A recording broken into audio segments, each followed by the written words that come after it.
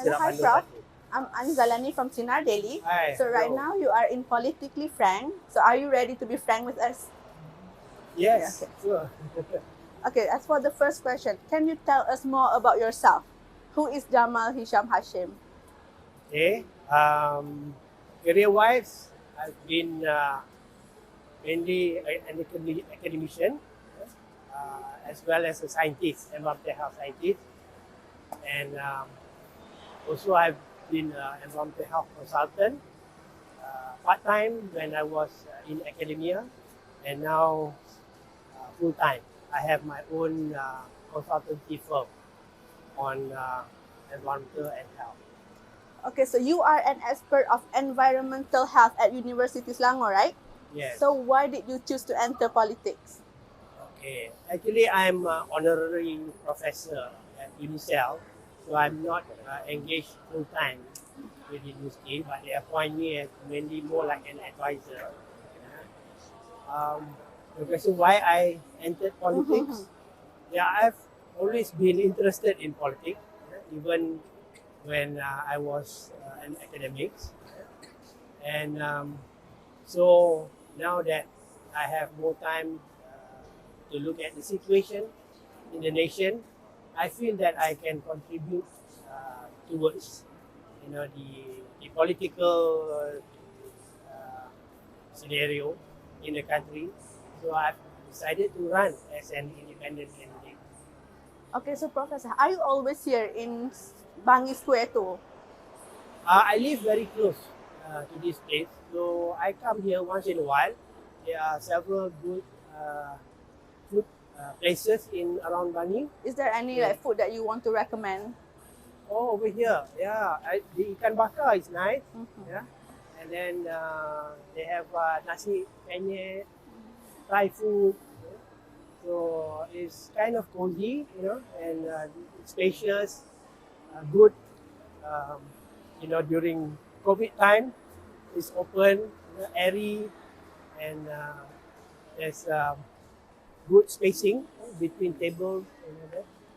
So you are contesting as an independent candidate for GE15, right? So Yeah. why did you choose to go solo instead of joining any political parties? Well, I did consider joining political party, but then when I look, I found that my ideology, my aspiration in politics are very different, from what the political parties existing now can offer. Yeah. I have a different view on politics, and I noticed that most politicians act more as uh, political party representative, rather than people's representative. In the sense that we're talking about real wakil rakyat versus wakil party. Yeah. So I couldn't identify myself with any of the existing party, although some are doing good things, but overall I feel that I need to bring a different perspective to the political arena, and therefore I decided to go solo. I don't know whether that was a good decision, but that's me. I'm a bit different. Right. Okay, so you are vying for Bangi seat. Yeah. What will be your promises for the people in the locality? Yeah, I see Bangi, which is the largest constituency, with I think almost 700,000 population and about 300,000 voters, as a replica of Malaysia, a microcosm of Malaysia, because we are multiracial, multi-ethnic, multi-religious.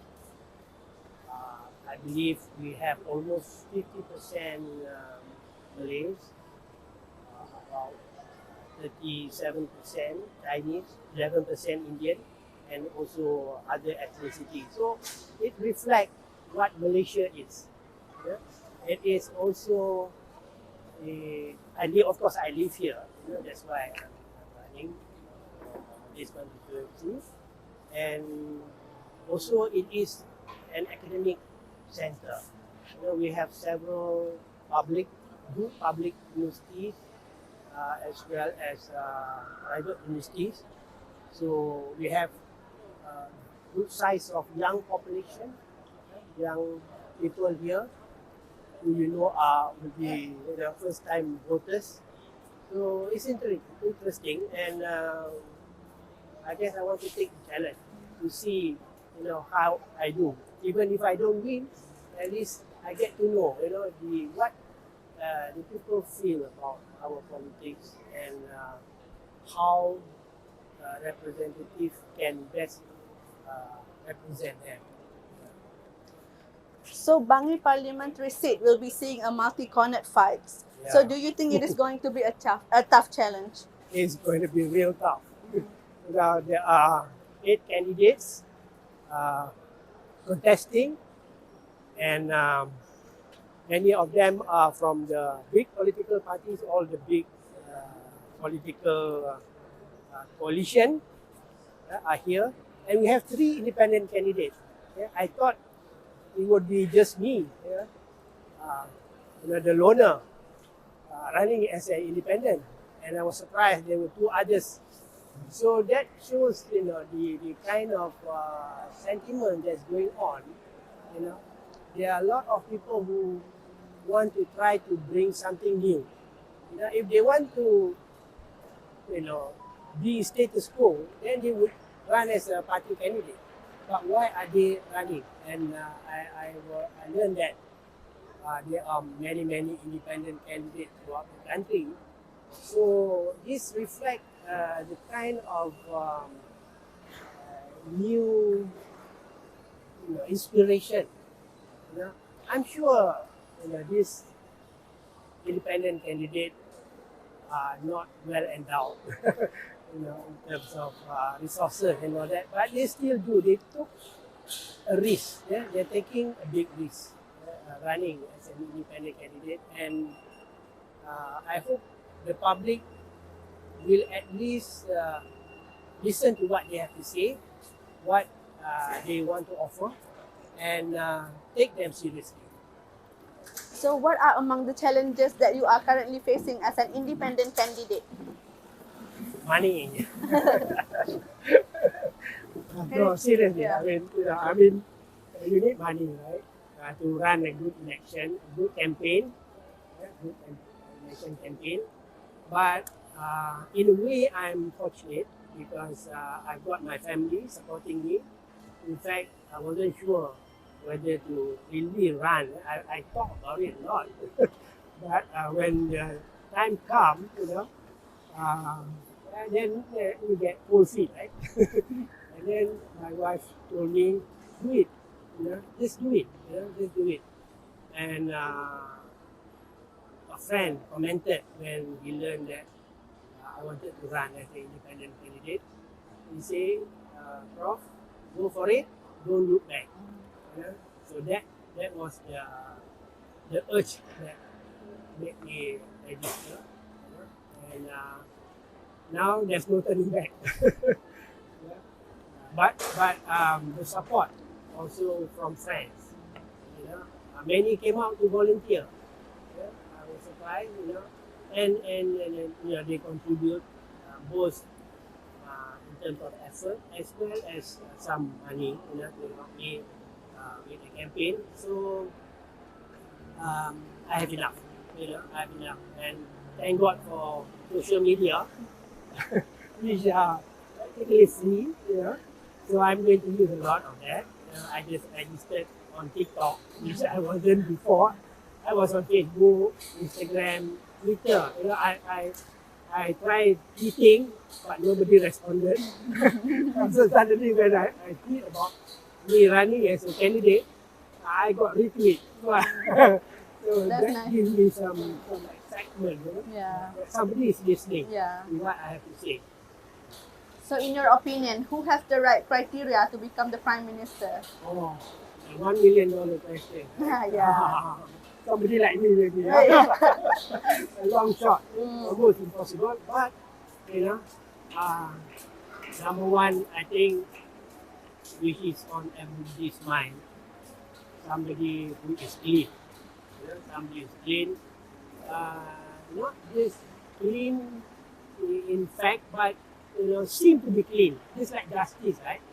It's not enough justice to be served, but it must be seen to be served. Similarly with credibility, because when you talk about clean, free of any corruption or any